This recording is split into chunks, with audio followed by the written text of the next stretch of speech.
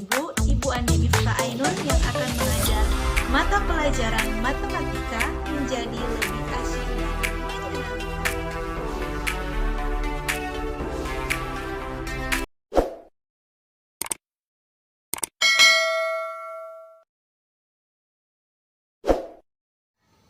Nah, hari ini kita akan belajar tentang penyajian data. Nah, materi penyajian data ini adalah materi terakhir di kelas 7. Ada yang sudah penasaran dengan materi ini? Oke, kalau begitu let's check it out. Nah, KD yang akan kita pelajari hari ini yaitu KD 3.8, menganalisis hubungan antara data dengan cara penyajiannya, yaitu tabel, diagram garis, diagram batang, dan diagram lingkaran. Kemudian, KD untuk 4.8 yaitu menyajikan dan menafsirkan data dalam bentuk tabel, diagram garis, diagram batang, dan lingkaran. Oke, itulah kompetensi dasar yang harus kita capai. Nah, sebelum lebih jauh kita membahas tentang penyajian data, sebenarnya untuk apa sih kita mau belajar penyajian data ini? Apa sih gunanya dalam kehidupan kita sehari-hari? Nah, jadi yang pertama, dengan mengetahui cara menyajikan data, maka kita akan dengan mudah untuk dapat menganalisis, membaca, dan menginterpretasikan data. Kemudian yang kedua yaitu dapat memudahkan pekerjaan kita yang berkaitan dengan analisis data. Misalkan kita ingin menganalisis nilai siapa siswa yang memiliki nilai tertinggi misalkan di kelas, atau siapa yang mendapatkan nilai terendah misalkan, atau kita bisa mengetahui rata-rata nilai dari setiap kelas, misalkan kelas 7A, kelas 7B, dan seterusnya. Nah, karena anak-anak sudah mengetahui apa manfaat kita belajar penyajian data, maka tujuan pembelajaran yang akan kita capai pada pertemuan kali ini yaitu yang pertama, ayo dicatat ya, peserta didik diharapkan mampu untuk memahami konsep data. Kemudian yang kedua yaitu peserta didik diharapkan mampu untuk menyajikan data menggunakan tabel. Jadi yang pertama tabel ya, kemudian yang kedua peserta didik diharapkan mampu untuk menyajikan data dengan menggunakan diagram batang. Kemudian yang ketiga yaitu peserta didik diharapkan mampu untuk menyajikan data dengan menggunakan diagram garis. Kemudian yang terakhir, peserta didik diharapkan mampu untuk menyajikan data dengan menggunakan diagram lingkaran. Jadi, Ibu harap setelah proses pembelajaran kita berakhir, anak-anakku bisa menguasai beberapa dari tujuan pembelajaran yang sudah Ibu sebutkan tadi. Jadi, materi inti yang akan kita pelajari hari ini yaitu yang pertama, pengertian data. Kemudian yang kedua, bagaimana cara menyajikan data dengan menggunakan tabel, dengan menggunakan diagram batang, dengan menggunakan diagram garis, dan dengan menggunakan lingkaran atau diagram lingkaran. Oke, let's check it out. Nah, apakah di antara kalian ada yang pernah mendengar kalimat data atau kata data? Nah, menurut kalian, apa itu data? Ayo apa? Jadi, data adalah kumpulan informasi yang diperoleh dari suatu pengamatan. Dia bisa berupa angka, berupa lambang, atau keadaan objek yang sedang diamati. Jadi, diingat ya, apa itu data? Jadi, data itu adalah sebuah hasil penelitian yang baik berupa angka, baik berupa lambang, yang ditulis. Masih ada yang ingat mengapa kita harus belajar cara penyajian data? Ada? Nah, di awal Ibu sudah menjelaskan bahwa mengapa sih kita harus mempelajari cara penyajian data. Jadi, agar kita dapat dengan mudah untuk dapat membaca, menginterpretasikan, dan menganalisis dari data tersebut. Ada yang bertanya bagaimana cara menyajikan sebuah data? Jadi, ada 4 cara yang bisa kita gunakan untuk menyajikan sebuah data. Yang pertama dengan menggunakan tabel, yang kedua dengan menggunakan diagram batang, Yang ketiga dengan menggunakan diagram garis, dan yang keempat dengan menggunakan diagram lingkaran. Oke. Mari simak materi berikut. Cara menyajikan data dengan menggunakan tabel. Jadi, ada 3 cara yang dapat kita gunakan untuk dapat menyajikan data dengan menggunakan tabel. Yang pertama yaitu tabel baris dan kolom. Tabel ini digunakan untuk data yang memiliki satu kategori atau satu kelompok saja. Nah, contohnya dapat anak-anakku lihat pada contoh yang Ibu paparkan di atas. Nah, jadi ini adalah salah satu contoh tabel dan garis. Dia hanya memiliki satu kelompok dan satu kategori saja. Nah, untuk dapat membedakannya, mari kita simak contoh yang kedua atau cara yang kedua. Yang kedua itu adalah tabel kontingensi. Tabel ini digunakan untuk data yang memiliki lebih dari satu kategori atau satu kelompok. Jadi berbeda dengan tabel baris dan kolom yang tadi. Kalau tabel kontingensi, dia memiliki lebih dari satu kategori atau satu kelompok.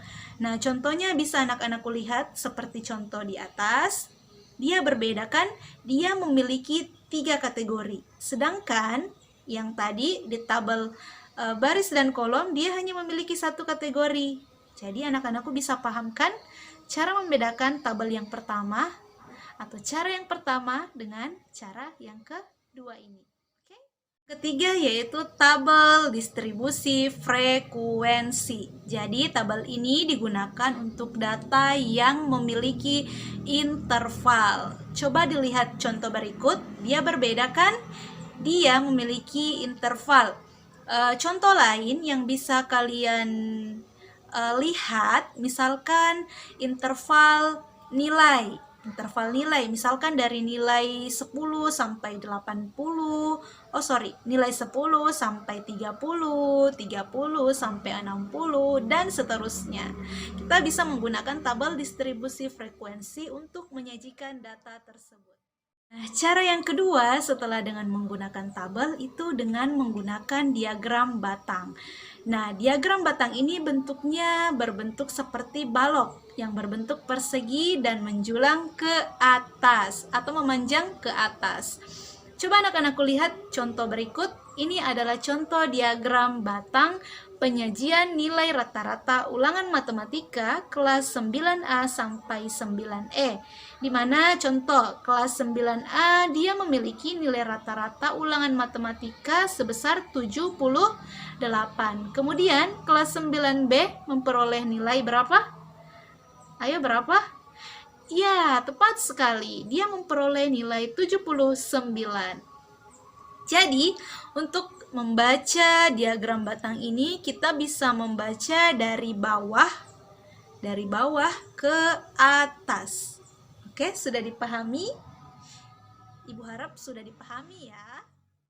Kemudian selanjutnya yaitu menyajikan data dengan menggunakan diagram garis. Jadi, diagram garis dan diagram batang ini sebenarnya hampir-hampir mirip. Dia hanya membedakan di bentuknya saja. Di mana diagram batang itu dia berbentuk seperti balok atau berbentuk seperti persegi panjang.